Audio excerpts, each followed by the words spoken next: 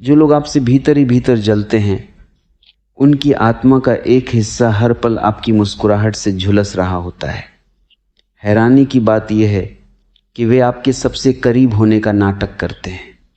वे आपके मित्र हो सकते हैं, आपके रिश्तेदार हो सकते हैं, या फिर वह इंसान जो रोज सुबह आपको देखकर मुस्कुराता है। उनकी उस नकली मुस्कान के पीछे एक गहरा काला सच छिपा है। आज हम उस सच की परतें उखाड़ेंगे। हम उन 10 इशारों को समझेंगे जो सीधे उनकी अंतरात्मा से निकलकर उनके व्यवहार में दिखाई देते हैं। यह देखना इतना मज़ेदार है कि आप सोच भी नहीं सकते। यह किसी कॉमेडी शो से कम नहीं है कि कोई व्यक्ति अपनी ज़िंदगी जीने के बजाय सिर्फ आपकी तरक्की पर नज़र रखने के लिए अपनी आंखें गड़ाए बैठा है।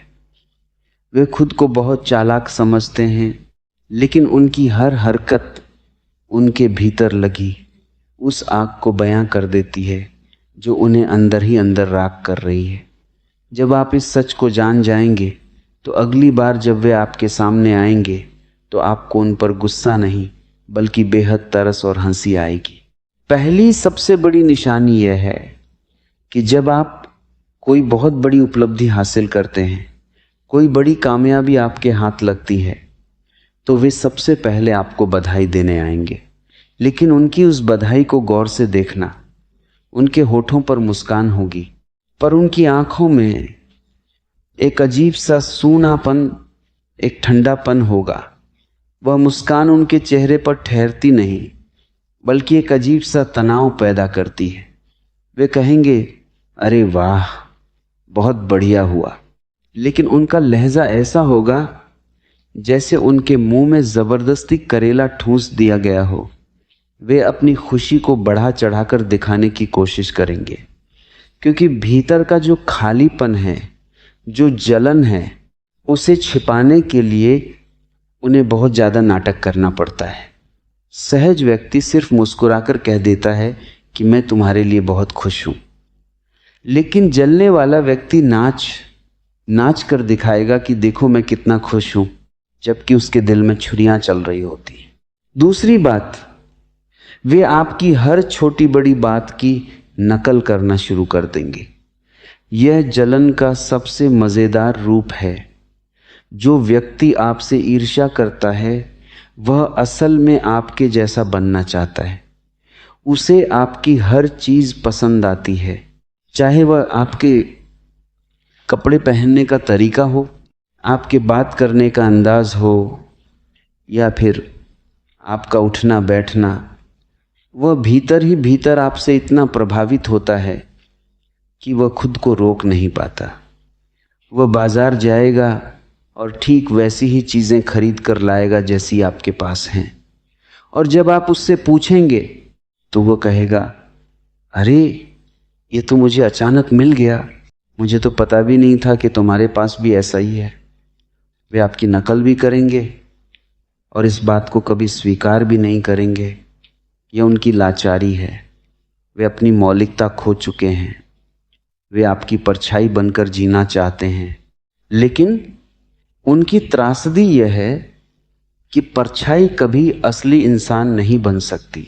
तीसरी निशानी यह है कि वे आपकी छोटी से छोटी कमजोरी या गलती को ऐसे ढूंढ कर लाएंगे जैसे किसी जासूस को कोई बहुत बड़ा सुराग मिल गया हो।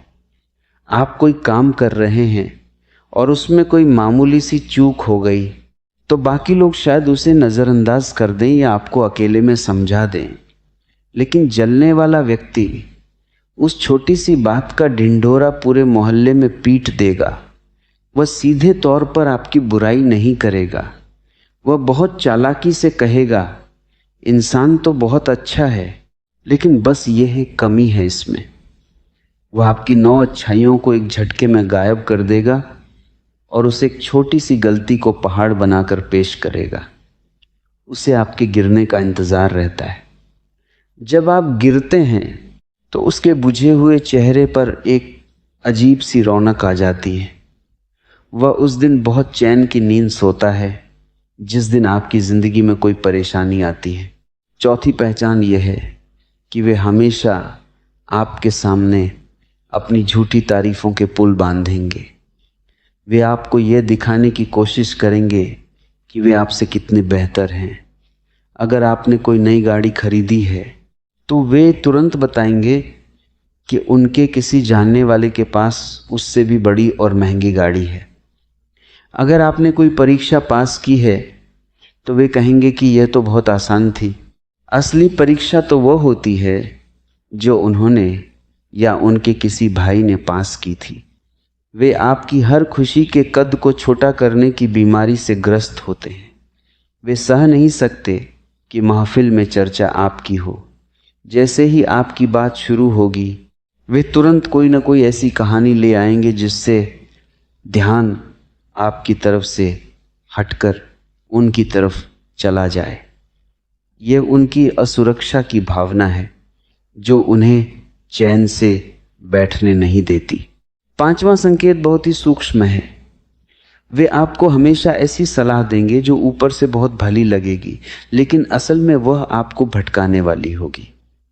जब आप अपने जीवन का कोई बड़ा फैसला ले रहे होंगे, कोई नया काम शुरू कर रहे होंगे, तो वे आपके पास आएंगे, बहुत ही गंभीर चेहरा बनाकर कहेंगे, देखो मैं तुम्हारा शुभ चिंतक हूं, इसलिए कह रहा हूं इस काम में बहुत जोखिम है। तुम्हारी जगह कोई और होता तो डूब जाता। मुझे डर है कि कहीं तुम्हारा नुकसान न हो जाए। वे आपके भीतर डर का बीज बोना चाहते हैं। वे नहीं चाहते कि आप आगे बढ़े। वे चाहते हैं कि आप उसी जगह थमे रहें जहां आप आज हैं। उनकी सलाह में आपकी भलाई नहीं बल्कि आपकी रफ्तार को धीमा करने का जहर छुपा होता है। वे बड़े मीठे शब्दों में आपके हौसले को तोड़ने की कला में माहिर होते हैं। छठी बात, जब आप उनके साथ नहीं होंगे तो वे पीठ पीछे आपकी ऐसी बातें करेंगे जो उन्होंने कभी आपके सामने नहीं कही। वे दूसरों के सामने आपकी छवि को इस तरह पेश करेंगे कि लोग आपसे दूर होने लगें। वे सीधे सीधे आपके चरित्र पर उंगली नहीं उठाएंगे बल्कि बहुत ही चालाकी से अफवाहों के बाजार को गर्म करेंगे। वे दूसरों से कहेंगे, तुम्हें पता है वह जो इतना सीधा बनता है असल में वैसा है नहीं। मैंने उसकी कुछ ऐसी बातें सुनी हैं कि मैं बता भी नहीं सकता।